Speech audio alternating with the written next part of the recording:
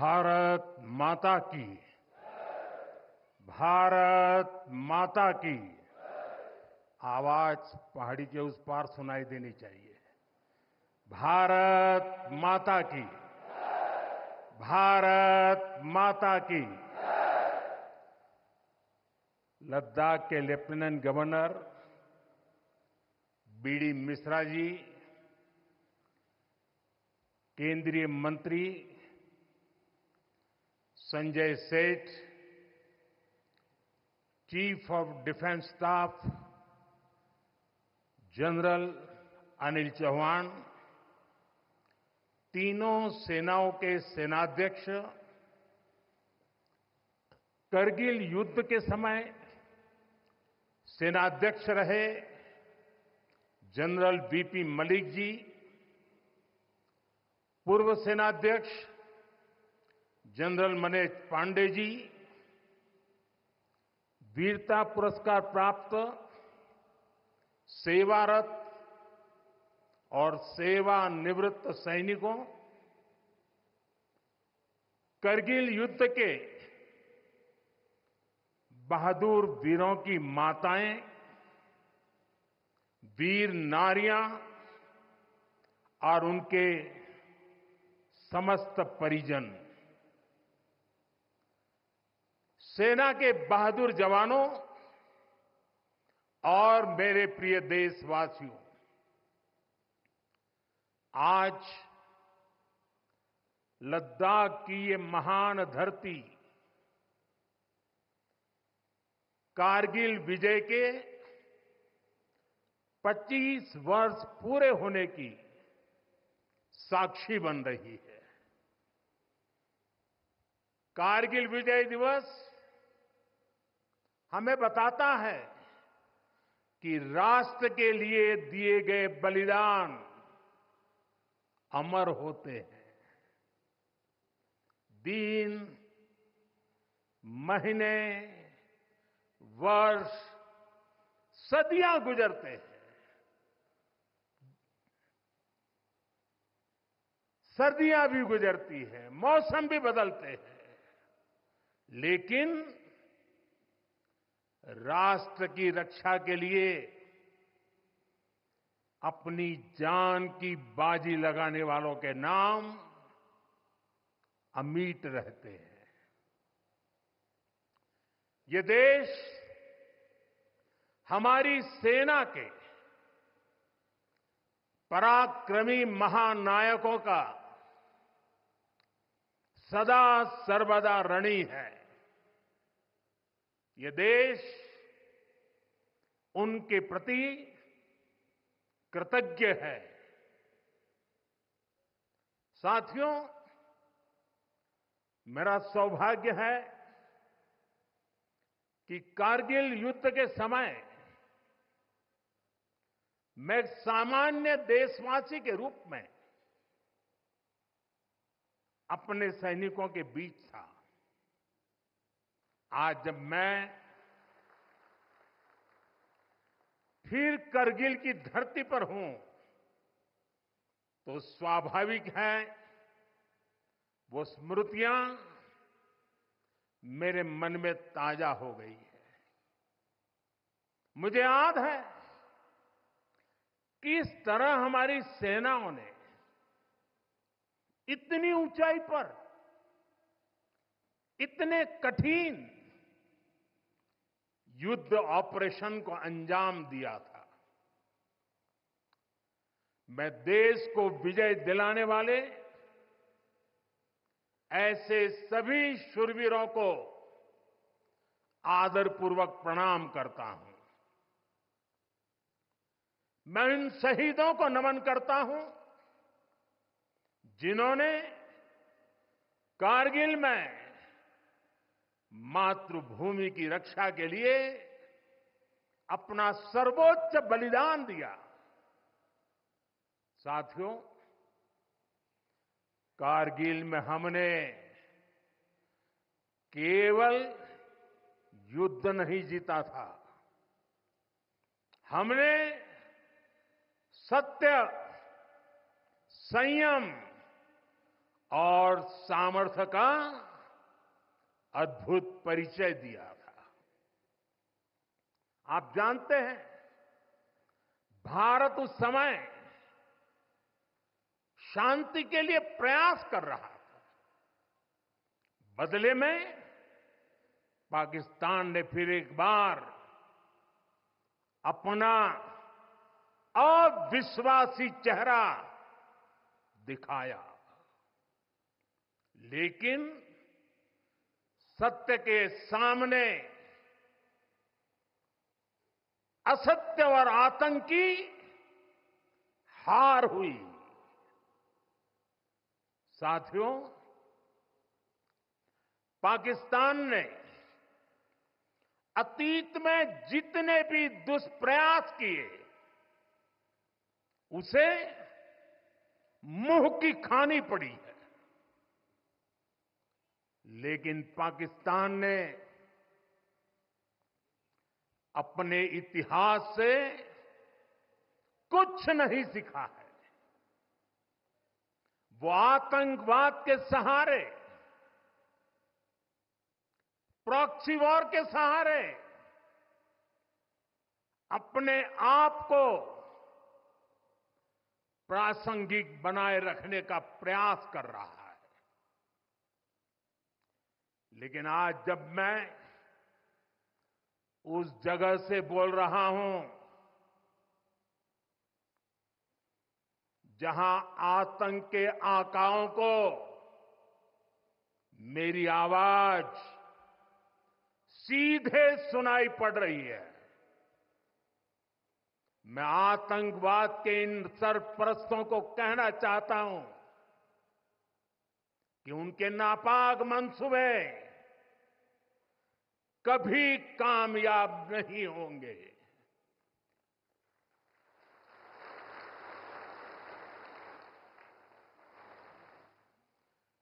आतंकवाद को हमारे जाबाज पूरी ताकत से कुचलेंगे। दुश्मन को मुंह तोड़ जवाब दिया जाएगा। साथियों, लद्दाख हो या फिर जम्मू कश्मीर, विकास के सामने आ रही हर चुनौती को भारत परास्त करके ही रहेगा।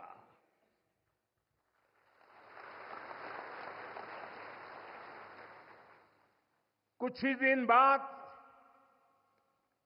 इस 5 अगस्त को आर्टिकल 370 का अंत हुए 5 वर्ष पूरे होने जा रहे हैं। जम्मू कश्मीर आज नए भविष्य की बात कर रहा है,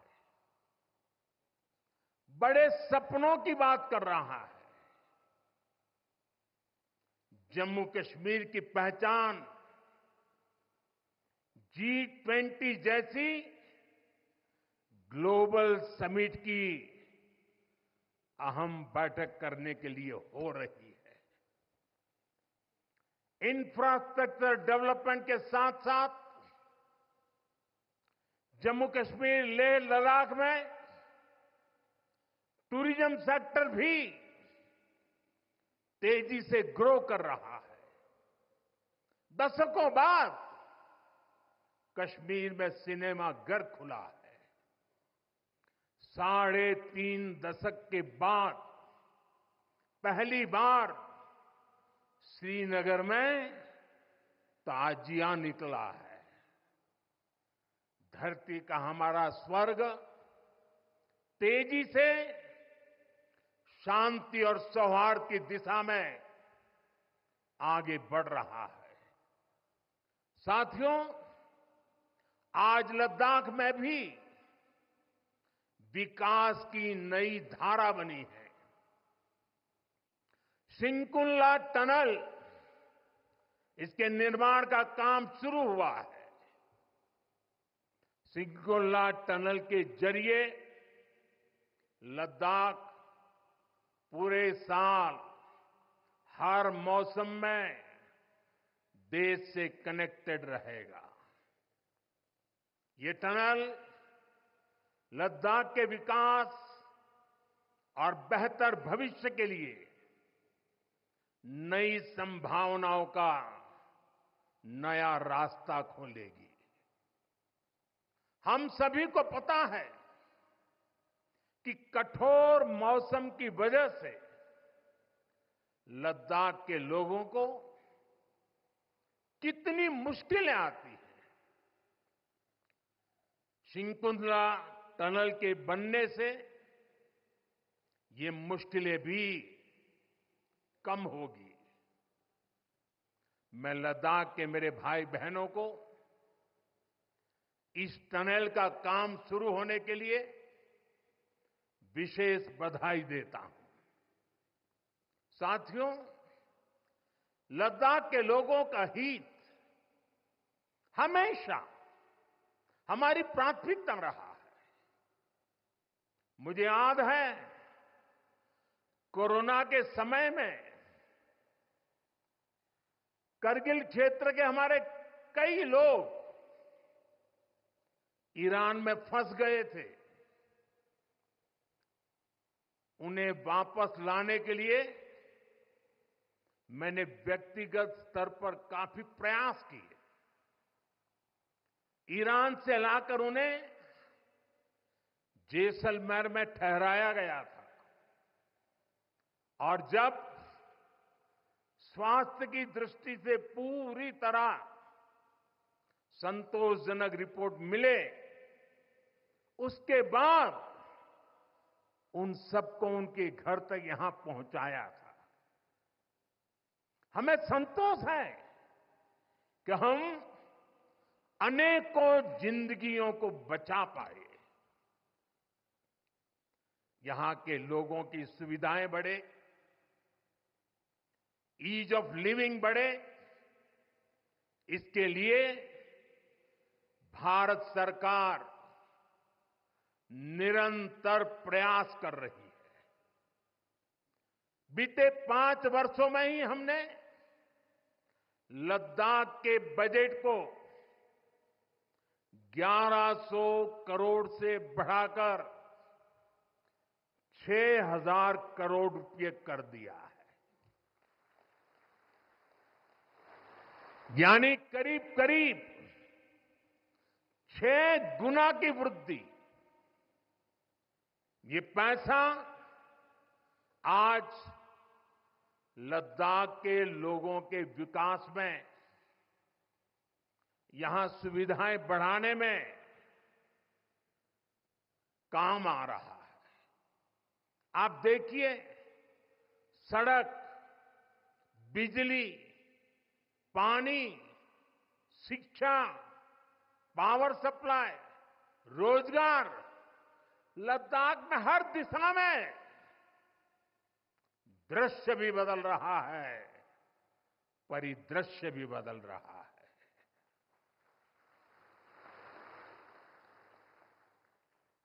पहली बार यहां होलिस्टिक प्लानिंग के साथ काम हो रहा है। जल जीवन मिशन की वजह से अब लद्दाख के 90% से ज्यादा घरों में पाइप से पीने का पानी पहुंच रहा है। लद्दाख के युवाओं को क्वालिटी हायर एजुकेशन मिले, इसके लिए यहां सिंधु सेंट्रल यूनिवर्सिटी का निर्माण हो रहा है। पूरे लद्दाख क्षेत्र को 4G नेटवर्क से जोड़ने का काम भी चल रहा है। 13 किलोमीटर लंबी जोजिला टनल का काम भी जारी है। इसके वजन बनने से नेशनल हाईवे नंबर 1 पर भी ऑल वेदर कनेक्टिविटी हो जाएगी। साथियों, हमने देश के सीमावर्ती क्षेत्रों में विकास के असाधारण लक्ष्य तय किए हैं। चैलेंजिंग टास्क को अपने हाथों में लिया है। बॉर्डर रोड ऑर्गेनाइजेशन बीआरओ ने ऐसे लक्ष्यों को पूरा करने के लिए अभूतपूर्व गति से काम किया है।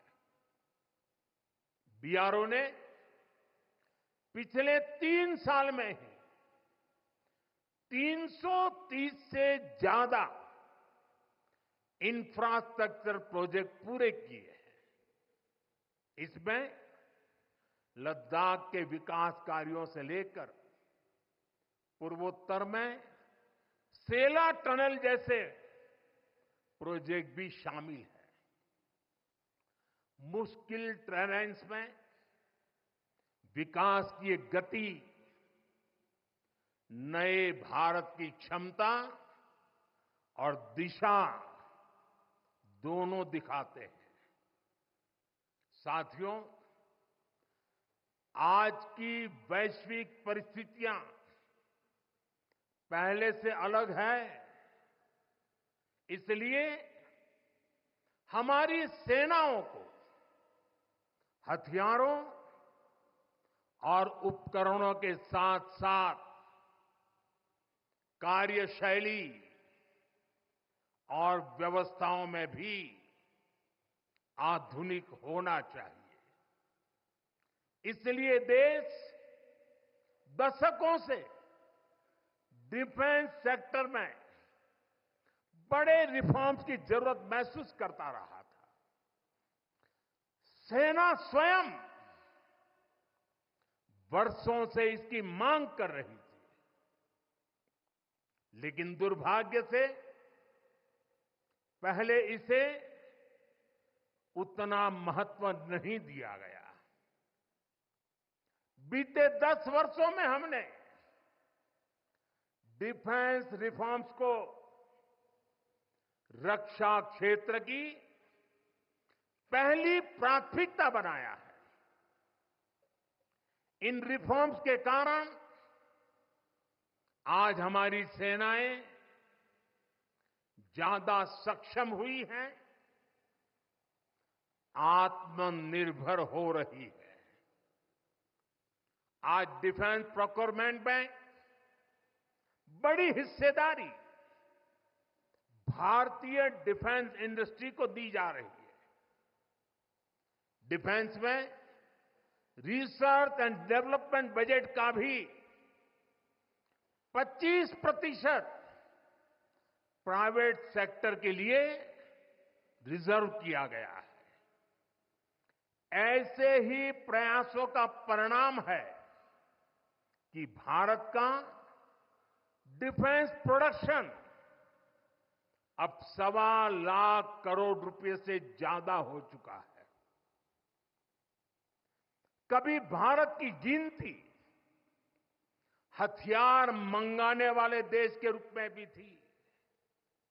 अब भारत एक्सपोर्टर के तौर पर अपनी पहचान बना रहा है।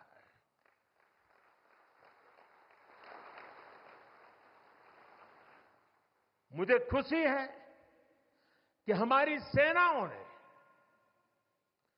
5,000 से ज्यादा हथियारों और ये सैन्य उपकरणों की लिस्ट बनाकर ये तय किया है कि अब ये 5,000 आइटम्स बाहर से नहीं मंगवाए जाएंगे।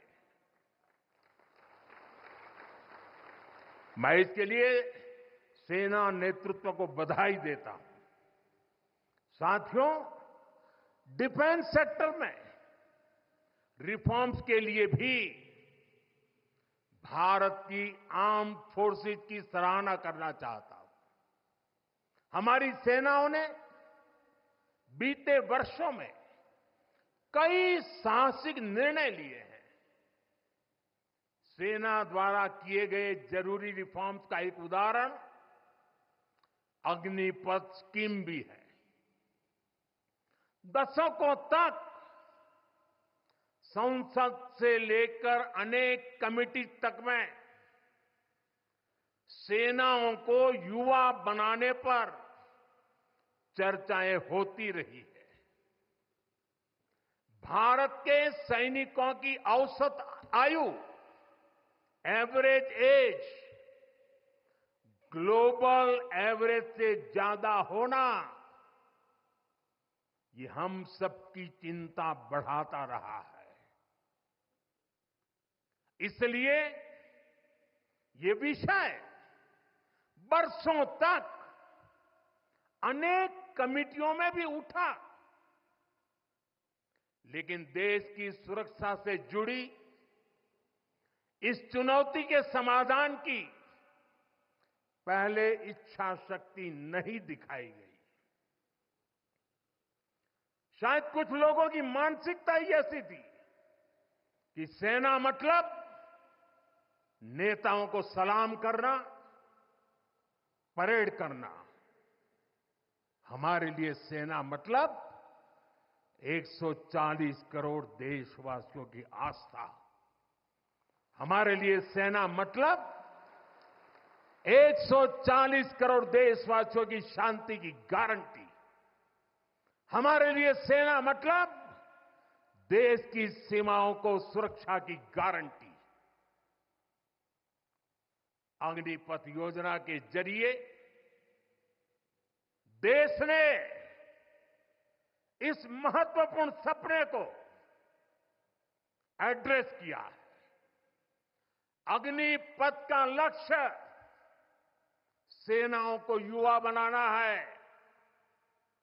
अग्निपथ का लक्ष्य सेनाओं को युद्ध के लिए निरंतर योग्य बनाए रखना है। दुर्भाग्य से राष्ट्रीय सुरक्षा से जुड़े इतने संवेदनशील विषय को कुछ लोगों ने राजनीति का विषय बना दिया है। कुछ लोग सेना के इस रिफॉर्म पर भी अपने व्यक्तिगत स्वार्थ में झूठ की राजनीति कर रहे हैं। ये वही लोग हैं जिन्होंने सेनाओं में हजारों करोड़ के घोटाले करके हमारी सेनाओं को कमजोर किया। ये वही लोग हैं जो चाहते थे कि एयरफोर्स को कभी आधुनिक फाइटर जेट न मिल पाए। ये वही लोग हैं जिन्होंने तेजस फाइटर प्लेन को भी डिब्बे में बंद करने की तैयारी कर ली थी। साथियों, सच्चाई ये है कि अग्निपथ योजना से देश की ताकत बढ़ेगी और देश का सामर्थ्यवान युवा भी मातृभूमि की सेवा के लिए आगे आएगा। प्राइवेट सेक्टर और पैरामिलिट्री फोर्सेस में भी अग्निवीरों को प्राथमिकता देने की घोषणाएं की है। मैं तो हैरान हूं, कुछ लोगों की समझ को क्या हुआ है, उनकी सोच को क्या हो चुका है। ऐसा भ्रम फैला रहे हैं कि सरकार पेंशन के पैसे बचाने के लिए ये योजना लेकर आई है। मैं जरा ऐसे लोगों की सोच से शर्म आती है, लेकिन मैं ऐसे लोगों से पूछना चाहता हूं, जरा कोई मुझे बताए, आज मोदी के शासनकाल में जो भर्ती होगा, क्या आज ही उसको पेंशन देना है क्या? उसको पेंशन देने की नौबत 30 साल के बाद आएगी। और तब तो मोदी 105 साल का हुआ होगा और तब न भी मोदी की सरकार होगी। क्या मोदी जब 105 साल का होगा, 30 साल के बाद जो पेंशन बचेगा उसके लिए मोदी ऐसा राजनीतिक है जो आज गाली खाएगा? क्या तर्क दे रहे हैं? लेकिन साथियों, मेरे लिए दल नहीं, देश सर्वोपरि है।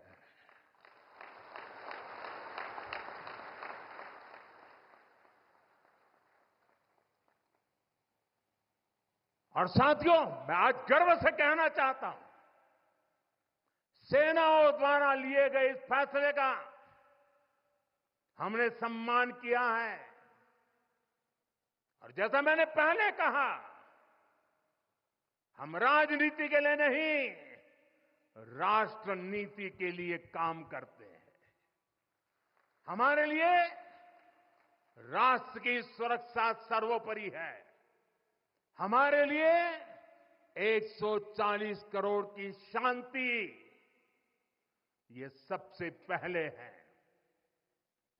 साथियों, जो लोग देश के युवाओं को गुमराह कर रहे हैं,